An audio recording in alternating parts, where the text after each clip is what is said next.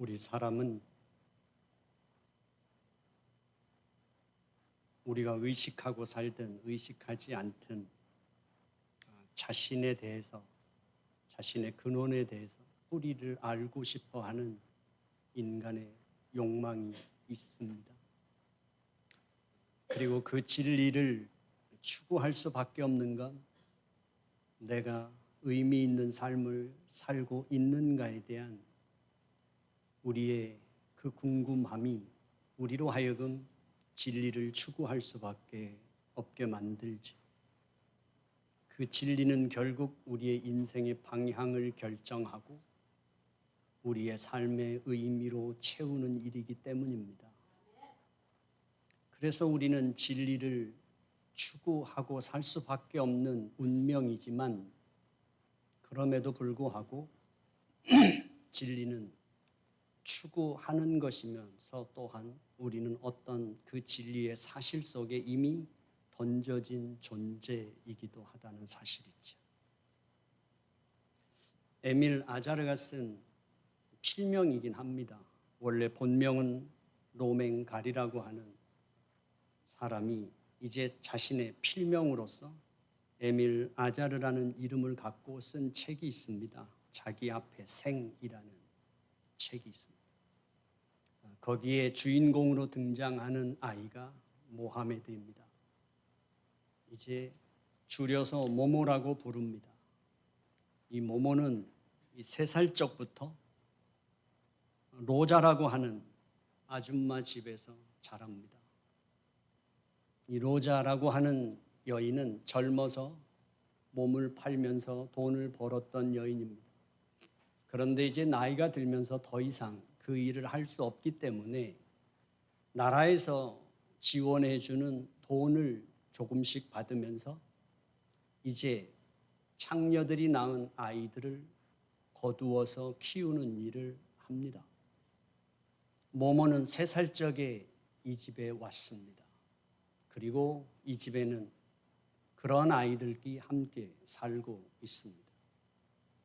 모모는 엄마에 대한 기억이 없습니다.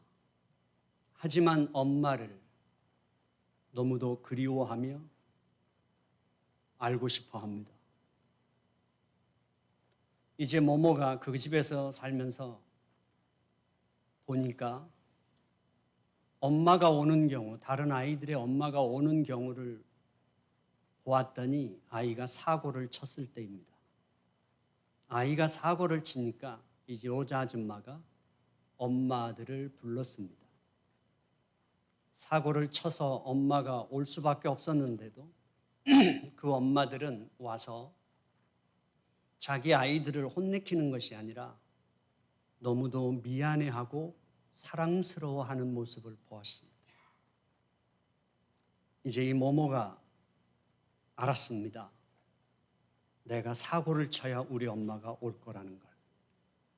그래서 이 모모가 자꾸 사고를 치는데 사고를 칠 때도 여자가 사장인 가게에 사고를 칩니다. 엄마에 대한 그 그리움이 모모를 그렇게 만들었습니다. 가게에 들어가서 그 여자 사장이 봄눈 눈앞에서 계란 하나를 훔칩니다. 그리고 도망칩니다. 사람들이 가장 많이 모인 자리에서 모든 사람이 볼 수 있도록 할 수 있는 한 한 사람이라도 더 자기를 볼 수 있도록 사람들이 가장 많이 모이는 데로 도망갑니다. 그리고 그는 기다립니다. 그 여자 사장님이 자기에게 따귀를 갈겨주기를. 그래서 이것이 우리 엄마가 올 수밖에 없는 큰 사건이 되기를 기대합니다. 그런데 그 아줌마는 와서 자기가 기대했던 행동을 하지 않고 모모의 머리를 쓰다듬습니다. 그러고 이렇게 말합니다. 너 정말 귀엽게 생겼다. 모모가 생각했습니다. 이 사람이 나를 구슬려서 이 계란을 뺏어가려고 그런 거야 라고 생각을 합니다. 하지만 그 아줌마는 모모를 에게서 계란을 뺏는 것이 아니라 가게에 데리고 가서 모모에게 계란 하나를 더 줍니다. 그리고 그 행동 자체가 모모에게는 말로 표현할 수 없는 어떤 것이 가슴에 뭉클합니다. 그래서 그 가게 앞에서 떠나지 못합니다. 하루 종일 자기가 왜 이 가게를 못 떠나는지, 이 가게에 왜 서 있는지 모르지만 그 가게를 바라보고 서 있었는데 하루 종일 서 있는 동안 아줌마는 손님들에게 장사를 하면서 중간중간 힐끔힐끔 모모를 쳐다보는 게 좋았던 겁니다. 모모가 기대했던 것처럼 그것이 큰 사건이 돼서 엄마가 와야 하는데 엄마는 오지 않습니다. 모모는 더 나쁜 행동으로 갑니다. 자기가 살고 있는 집에 방에다가 대변을 봅니다. 아무리 자기가 나쁜 짓을 해도 엄마는 오지 않고 로자 아줌마가 모모를 정신병원에 데리고 갑니다. 의사에게, 정신과 의사에게. 더 이상 얘를 키울 수 없을 것 같다. 얘가 하는 행동이 너무 이상하다. 그런데 행운인지 정신과 의사가 별거 아니라고. 아이들이 자라면서 다 하는 행동이라고. 그렇게 엄마를 기다리면서 오지 않는 엄마를 이제 받아들이기 시작하면서 모모는 이제 로자 아줌마에 대해서 생각을 하게 됩니다. 사랑이 너무 많은 아줌마라고. 엄마도 오지 않는 나 같은 아이를 이런 좋은 아줌마가 나를 사랑해 주고 있으니까 나는 필요한 존재야. 나는 소중한 존재야. 라는 걸 깨닫습니다. 그런데 이제 시간이 지나고 난 다음에 한 달에 한 번씩 로자 아줌마한테 메일이 온다는 걸 알았습니다. 그리고 그 메일에는 돈이 있다는 걸 알았습니다. 그리고 모모는 깨닫습니다. 로자 아줌마는 사랑이 많은 아줌마가 아니라 나를 정말 사랑한 게 아니라 돈을 받고 나를 키워주는 아줌마라는 사실을. 그는 밤새 웁니다. 자기 자신이 사랑받지 못하는 존재라는 걸 처음으로 자신의 인생이 비극처럼 느껴져서 밤새도록 웁니다. 그런데 너 로자 아줌마를 떠나지 못하고 로자 아줌마는 이제 나이가 들면서 누웠게 되고 죽어갑니다. 결국 모모는 그 모습을 보면서 더 심각하게 자기 자신을 깨닫습니다. 나도 결국은 혼자이구나.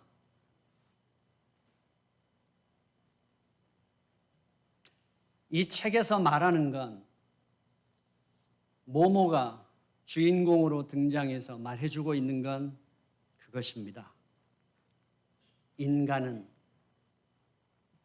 알면 알수록, 인간이 살아내는 삶을 살면 살수록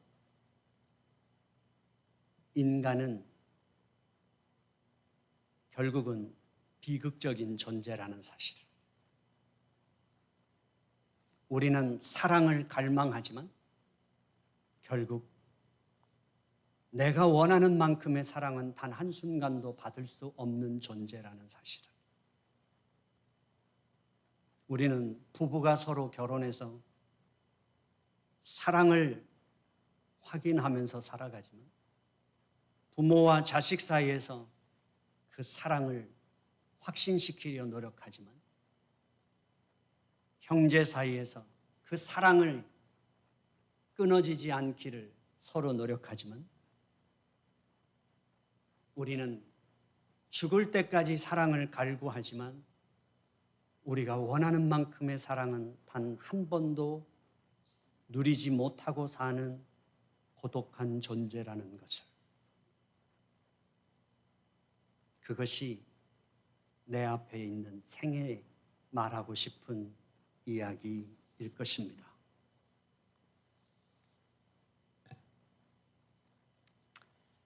우리 인간이 그렇지 않습니까? 죽을 때까지 끊임없이 사랑을 목말라 하지만 결국 마음껏 사랑을 받지 못해 불안해하는 존재. 우리는 이 사람의 고통을 어떻게 처리하면서 살아가고 있을까요? 여러분들은 어떻게 처리하면서 살아갑니까?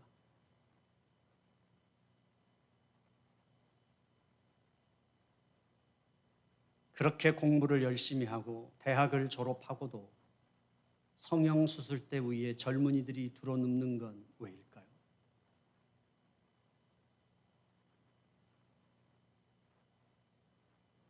우리가 늙어가는 것이 두려운 건 왜일까요? 우리는 그것을 어떻게 도대체 처리하면서 살아가고 있느냐 하는 것입니다. 우리는 그 사실에 이미 던져져 있다는 걸 알고 있기 때문에 그럼에도 불구하고 진리를 추구하면서도 의식적으로 그 진리를 외면하려고 하고 그 진리를 묻어두려고 하는 건 아닐까 하는 거죠. 이게 우리 인생의 딜레마이겠죠. 우리가 진리를 추구하면서 우리가 확인한 하나의 분명한 사실은 우리는 사랑 없이는 살 수 없지만 그렇다고 충분한 사랑도 받을 수 없는 존재라는 사실. 두 번째는 3000년 전에 이제 인류에게는 새로운 역사가 열립니다.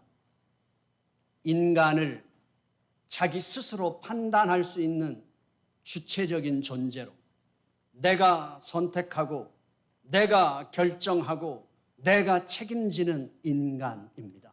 그것이 그리스 철학 아닙니까? 역사의 주체가 주관자가 신이었다가 이제 그 신에서 역사의 주인이 인간으로 바뀌는 것이었죠. 그때부터 이 역사에서 사람들은 가장 중심에 둔 단어가 하나 있는데 그것은 나입니다. 나.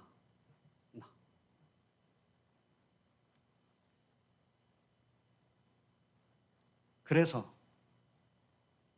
우리는 그 나를 찾기 위해서 절대 포기하지 않고 인간의 고집을 꺾지 않지만 그러나 그 인간이 발견한 사실은 인간의 실제 모습이었습니다. 가장 쉽게 표현하면 여러분들이 제 설교가 어렵다고 하니까 쉽게 표현하면 우리가 찾은 사실 하나는 두 번째는 이것입니다. 머리 검은 짐승은 거두는 게 아니다. 좀 더 고급스럽게 표현하면 인간은 그런 존재다. 조금 더 하면 인간은 사랑을 받을 수 없는 존재다. 그래서 우리가 찾은 진리는 그것이죠. 가까이 하기에 너무 먼 존재가 인간이다.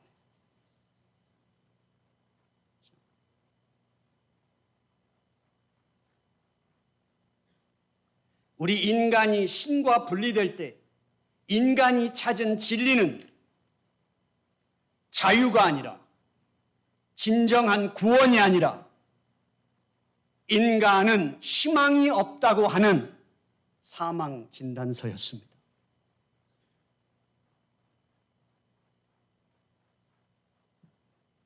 그럼에도 불구하고 인간은 절대 그 고집을 꺾지 않는 것이 인간입니다.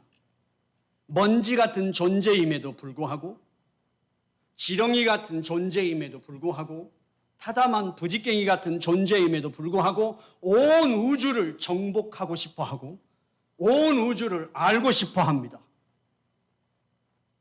그래서 인간은 위대하기도 하지만 인간은 위험한 존재이기도 합니다. 그래서 인간이 찾은 게 뭡니까? 인간이 도달한 자리, 그 도달한 자리가 자기 상실입니다. 자기를 잃어버렸어요. 또 하나가 무엇입니까? 자기 절망이죠. 문명이 발달했습니다. 인간은 주체적으로 판단하고 주체적으로 결정하고 자기 의지를 가지고 이 세상을 발전시켜 왔습니다. 그러나 인간이 만든 주체적인 세상이 견고해지면 견고해질수록 우리는 철저하게 메마른 심령이 되어버렸다는 사실이죠.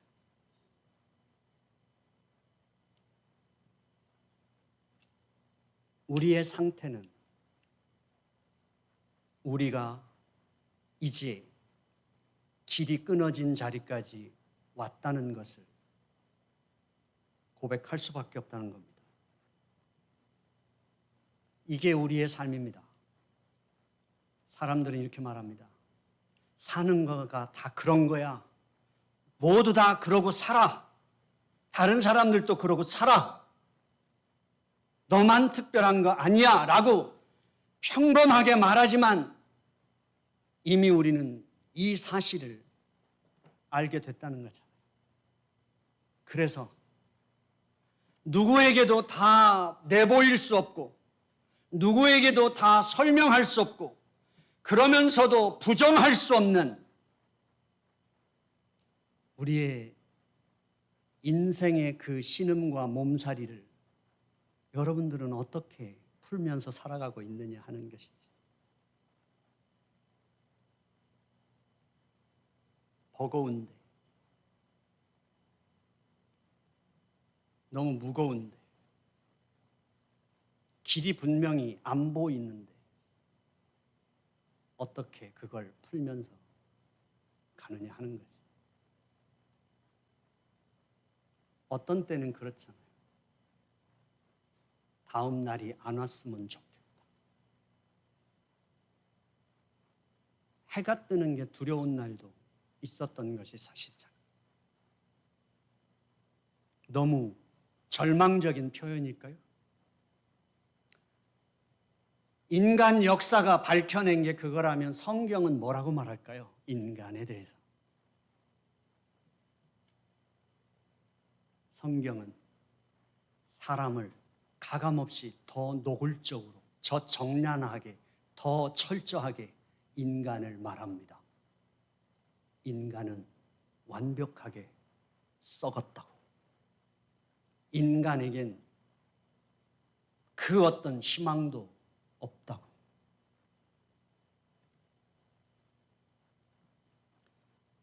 인간이 찾아낸 진리와 성경이 말하는 인간은 동일하게 말합니다. 그런데 다른 게 하나 있습니다. 그 다른 것은 성경은 인간은 그게 인간이야 라는 것이 끝입니다. 성경은 그래서 내가 너하고 함께 할 거야.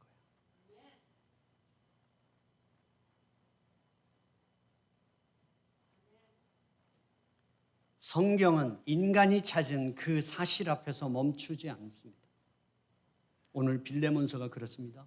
바울이 감옥에서 빌레몬에게 편지를 씁니다. 이 빌레몬서에 두 명이 등장하죠. 빌레몬과 오네시모입니다. 오네시모는 빌레몬의 집의 종입니다. 그런데 오네시모는 도망자입니다. 그게 사실입니다.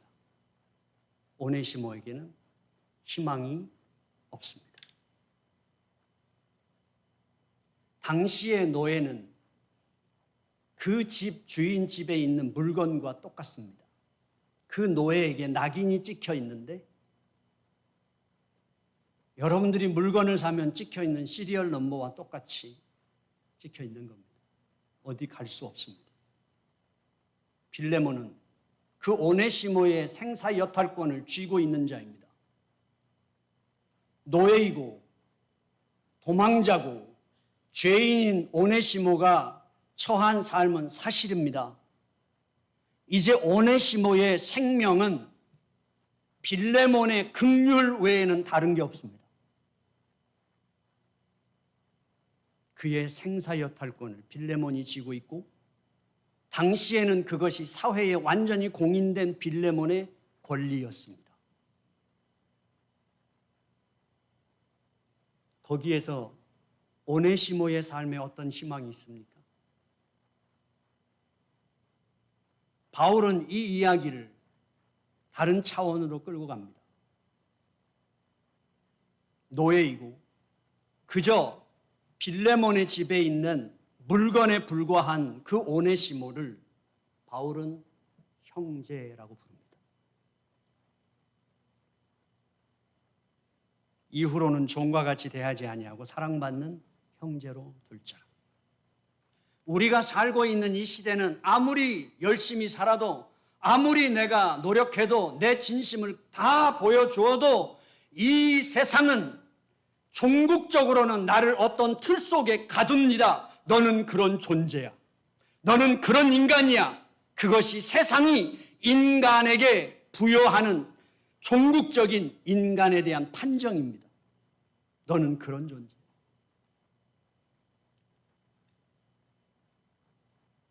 그렇지만 철저하게 우리를 어떤 틀 속에 가두어서 너는 그런 존재야라고 말하는 세상에서 성경은 말합니다. 너는 그런 존재가 아니야. 형제라는 이 호칭은 오네시모로의 전 존재를 전복시켜주는 것입니다. 그가 노예로 살아야 되는, 그에게는 자신이 선택권이 없습니다. 그에게는 자기 인생을 추구할 권리가 없습니다. 그에게는 자기 감정을 드러낼 자유도 없습니다.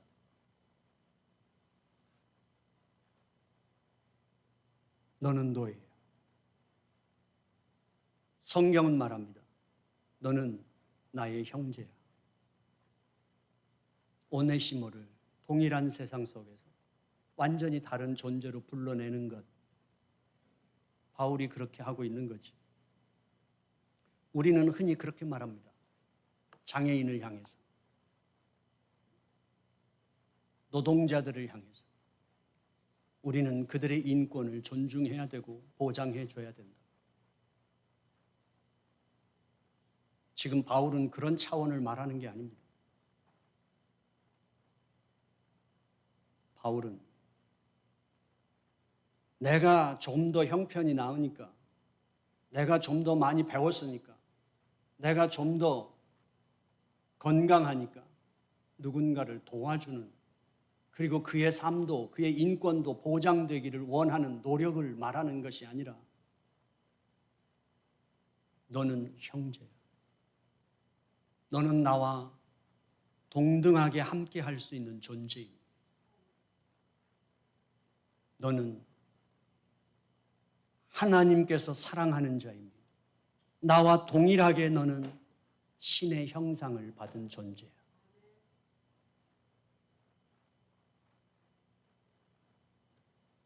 우리는 그것을 이미 경험한 자요. 경험하며 살아가고 있으며 타인을 향해서 그것을 경험하게 하는 존재들입니다. 바울은 이렇게 말합니다. 그가 빚진 것이 있으면 그 계산을 내가 하겠다. 이 세상에서는 계산은 끝낼 때 합니다. 바울은 이 계산으로 새로운 시작을 선언합니다.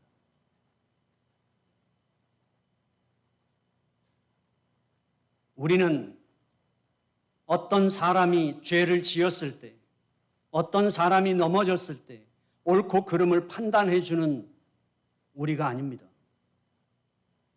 우리는 누군가가 잘했을 때 그 잘한 것을 격려해 주고 잘못했을 때 그를 위로해 주는 그런 정도가 아닙니다. 우리는 바꿀 수 없는 사실이 있는데 우리의 처지가 어떠하든, 우리의 능력이 어떠하든, 우리가 어떤 조건 속에 서 있든 그 모든 것과 상관없이 우리는 형제라는 사실입니다.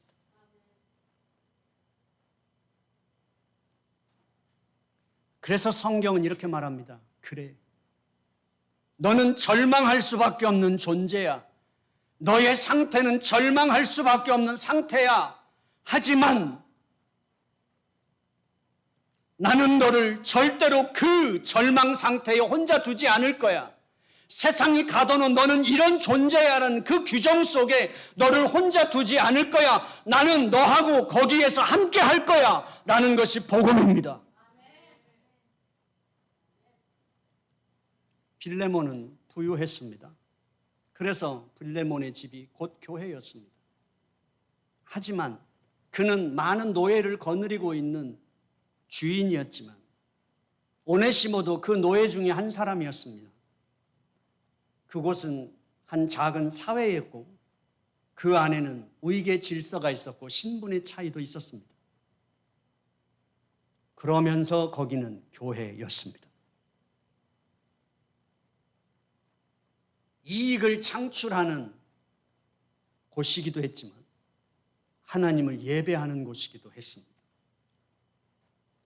주의 복음을 선포하고 있었지만 거기에는 세상의 우익의 질서도 같이 있었습니다. 신분의 높낮이도 있고 능력도 달랐습니다. 어려운 공동체였을 거라는 사실이죠. 우리의 지금 현실 교회처럼. 하지만 예배당은 그 세상이 규정한 인간의 틀을 깨는 곳이 예배당입니다. 그래서 우리는 교회를 이렇게 한 곳에 약속하고 정해놓고 이곳에서 정기적으로 만납니다. 이 교회 안으로 들어오는 순간부터 여기에서 우리 모두는 세상이 규정한 인간의 틀을 깨고 형제야라고 우리를 서로를 마주하는 것이 예배당입니다. 우리가 예배를 드립니다. 이곳에 모여서 예배를 드리는 건 길벗교회 등록 교인이 몇 명이냐 중요한 게 아니라 여기에서의 예배는 우리는 당신을 형제로 초대합니다. 당신을 형제로 맞이합니다. 라는 그 선포가 있는 것이며 그 선포가 이루어지는 것이 예배 행위라고 저는 확신합니다. 그래서 바울은 말합니다. 그는 내 신복이라. 현대인들에게는 이 신복이라는 말이 낯설 수도 있지만 직역하면 내 심장이다 라는 것입니다. 그는 나와 나의 생명과 같은 존재라는 것이죠. 우리는 잘 알고 있습니다. 내가 사랑받을 수 없을 만큼 나는 부족한 존재라는 사실을, 나에겐 결점이 많다는 사실을, 내 성격에도 문제가 많다는 사실을, 내 능력에도 문제가 많다는 사실을 우리는 다 잘 알고 있습니다. 그래서 죽도록 사랑받고 싶고 그 사랑을 뺏기고 싶지 않지만 실상은 사랑을 받지 못하고 산다는 걸 우리는 나 자신의 슬픔을 스스로 잘 알고 있습니다. 그래서 끊임없이 진리를 찾고 신앙을 추구하며 살아갑니다. 하지만 우리가 늘 정면으로 해서 마주할 수밖에 없는 건 우리 자신의 상태, 내 자신의 부족함을 확인하는 것이라면 이 교회는 이 세상에서 가장 슬픈 곳이라고 저는 생각합니다. 여러분들이 찾아낸 진리 앞에서 어떤 선택을 하시겠습니까? 성경이 선포하는 진리를 어떻게 하시겠습니까? 빌레몬과 오네시모는 진리를 받아들여서 진리 가운데로 자기 자신들을 던졌습니다. 진리를 끌어안고 산다는 것, 믿음으로 산다는 것, 빌레몬에게는 신뢰를 잃어버린 사람이었습니다. 나를 배신하고 도망간 그 신뢰를 잃어버린 사람을 다시 신뢰하며 받아들인다는 것이 어떤 고통이었을까요? 빌레몬은 그 진리 안에서 오네시모를 끌어안고 살았습니다. 오네시모는 어떠했을까요? 조금만 빌레몬의 표정이 바뀌어도 나를 안 믿는구나. 오네시모는 이 집만 아니라면 다른 곳이라면 얼마든지 마음 더 편하게 자신으로 살 수 있지 않았을까요? 그러나 자신의 그 모든 것을 끌어안고 빌레몬까지 끌어안고 그 집에서 살아갑니다.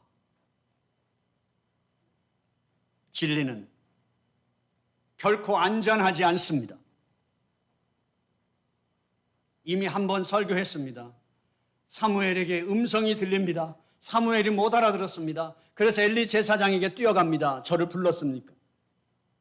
한참 후에 엘리 제사장도 알았습니다. 주의 음성이라는 사실. 사무엘에게 말합니다. 다시 그 음성이 들리거든 주여 내가 여기 있습니다라고 응답해라. 그게 무엇을 의미하는지 사무엘은 만약에 자기가 여호와 하나님 앞에 응답하고 하나님이 무슨 말씀을 하시든지 거기에는 자기가 선택권이 없으며 자기의 그 모든 것을 걸어야 한다는 것을 사무엘이 알았을까요? 진리는 그런 것입니다. 주님 안에서 그 진리를 붙잡는다는 것, 그 진리를 신뢰한다는 것은 내가 지금까지 가장 가치 있다고 붙잡고 살아왔던 것, 내가 가장 희망을 걸며 내 인생의 의미를 부여하며 살아왔던 그 모든 것들을 다 포기해야 할지도 모릅니다. 어쩌면 나 자신 자체를 그 진리가 파괴시킬지도 모릅니다. 그런데 성경은 말합니다. 그 자리가 너의 새로운 희망의 자리야.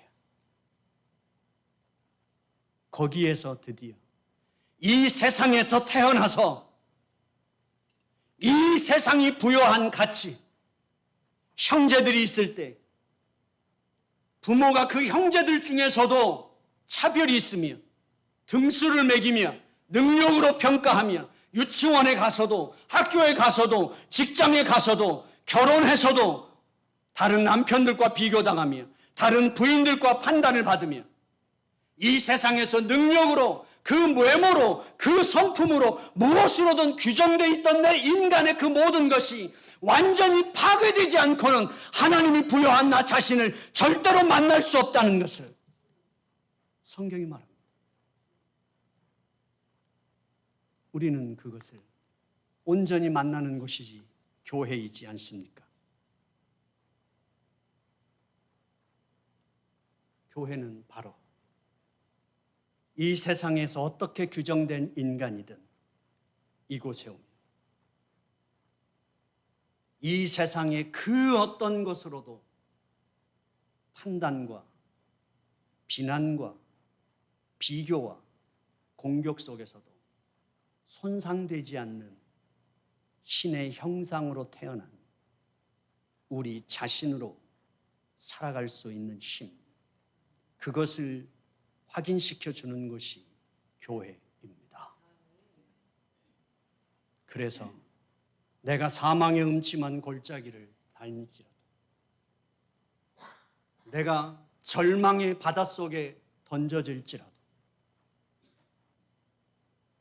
나로 나의 노래를 부를 수 있도록 해주는 것, 나를 기뻐할 줄 아는 사람으로, 나를 사랑할 줄 아는 사람으로 하는 것. 그래서 주님은 이렇게 말씀하십니다. 내 이웃을 내 몸과 같이 사랑하라. 결국 우리는 이 복음 안에서 타인을 향한 진정한 복음을 말할 수 있을 것입니다. 우리 길벗교회가 이 공동체 안으로 들어올 수 있으면 우리 길벗교회 지도자들이 이 하나님의 공동체를 세우도록 부르셨으니 우리의 사명을 다할 수 있는 교회가 되기를 원합니다. 기도하겠습니다.